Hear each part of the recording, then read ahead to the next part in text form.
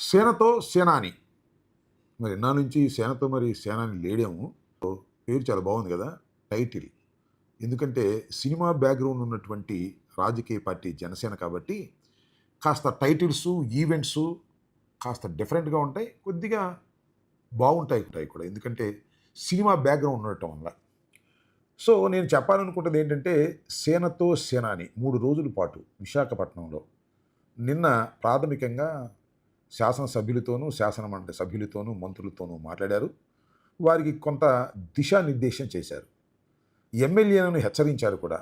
అంటే ఈ 14 మాసాలు వారి పనితీరు బాగోలేదనేది చాలా స్పష్టంగా ఒకవైపున సేనాని చెప్తున్నాడు, తెలుగుదేశం పార్టీ రాజుగారు కూడా చెప్తున్నారు. నా పాయింట్ ఏంటంటే, ఏమండి పవన్ కళ్యాణ్ గారు ఎప్పుడూ సేనానిగానే ఉంటారా? రాజ్యాధికారం చేజిక్కించుకోవడానికి రాజుగా ప్రవర్తించేటటువంటి అవకాశమే లేదా? లేదనే చాలా స్పష్టం అర్థమవుతా ఉంది. ఆయన ఏమంటారంటే 3 పార్టీలు కలిసే ఉంటాయి. దానిలో ఏ విధమైన సందేహం లేదు. పదే పదే చెప్తున్నారు. కలిసే ఉండమంటున్నాం. కలిసి ఉన్నప్పుడే యాంటీ ఎస్టాబ్లిష్మెంట్ అనేది చీలకోకుండా ఉంటుంది రాబోయే ఎన్నికల్లో. మీరు కలిసే పని చేయండి, కలిసే పోటీ చేయండి. ఇప్పటికే కూటమి పట్ల ప్రజా వ్యతిరేకత గణనీయంగా రోజు రోజుకి పెరుగుతున్నది. కాబట్టి మేము 3 పార్టీలు కలిసే ఉంటామన్నారు. కలిసే ఉండండి, ఎవరికీ అభ్యంతరం లేదు. అయితే 15 సంవత్సరాలు కూటమి పరిపాలన చేస్తుంది. ఇక్కడే కొద్దిగా అభ్యంతరం. జోస్యం అని చెప్తున్నారా మీరు? 15 సంవత్సరాలు కూటమి కలిసి ఉంటే ప్రతిసారి మిమ్మల్ని ఎన్నుకుంటారు అనుకోవటం అది మీ భ్రమ అనే విషయాన్ని నేను ఇక్కడ చెప్పదలుచుకున్నటువంటి అంశం.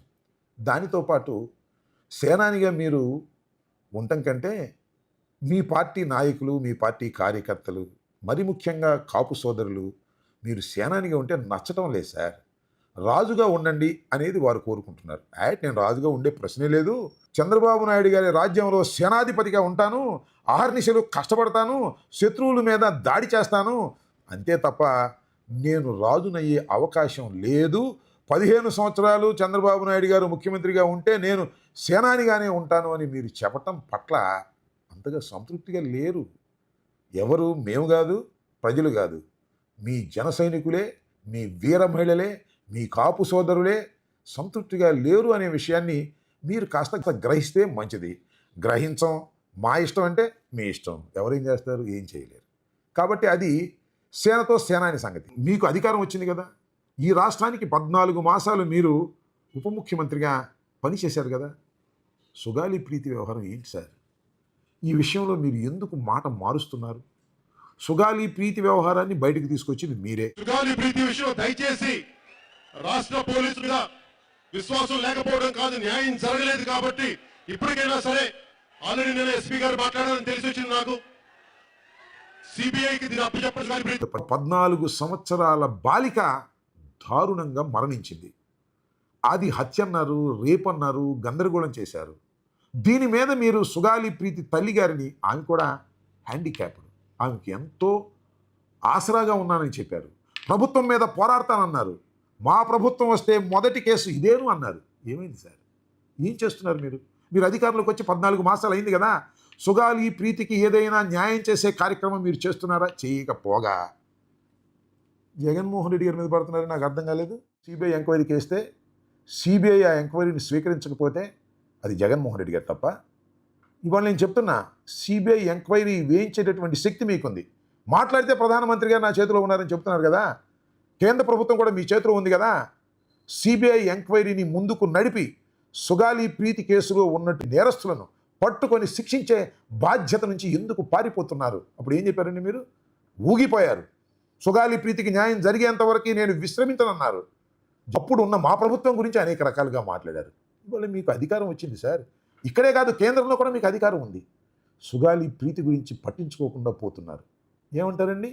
సుగాలి ప్రీతికి కర్నూలులో వారి తల్లిదండ్రులకు ఇచ్చినటువంటి 5 ఎకరాలు, లేదు 5 సెంట్ల భూమి, లేదా వారి పేరెంట్స్కి ఇచ్చినటువంటి ఉద్యోగాలు జగన్మోహన్ రెడ్డి గారు ఇస్తే ఇప్పుడు మీరు ఏం కలరింగ్ ఇస్తున్నారు?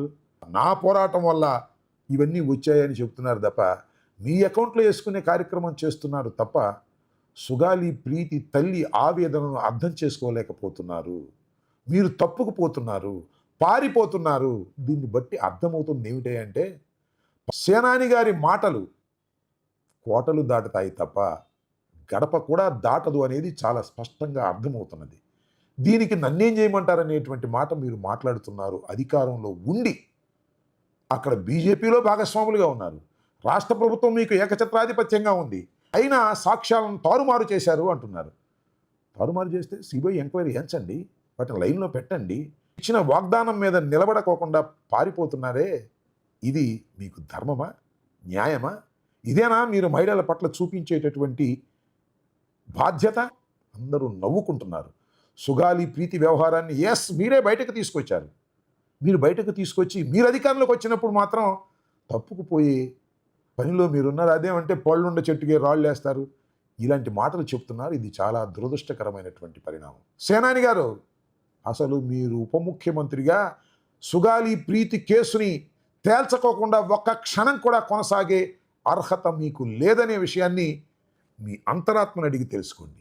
సేనతో సేనాని ఒక నిరుపయోగం అవుతుంది, అది దండగవుతుందనే విషయాన్ని మీరు గమనించి ఇప్పటికైనా సుగాలి ప్రీతి ఆత్మ శాంతించే విధంగా వారి తల్లిదండ్రుల రోదనకి సమాధానంగా తక్షణమే ఎంక్వైరీ వేసి దోషులను శిక్షించే కార్యక్రమం చేయండి. ఊసుబోని మాటలు చెప్పి తప్పుకోవడానికి ప్రయత్నం చేస్తే ఆ పాపానికి పరిహారం చెల్లించవలసినటువంటి బాధ్యత కూడా మీకుంటుందని గుర్తుపెట్టుకోండి.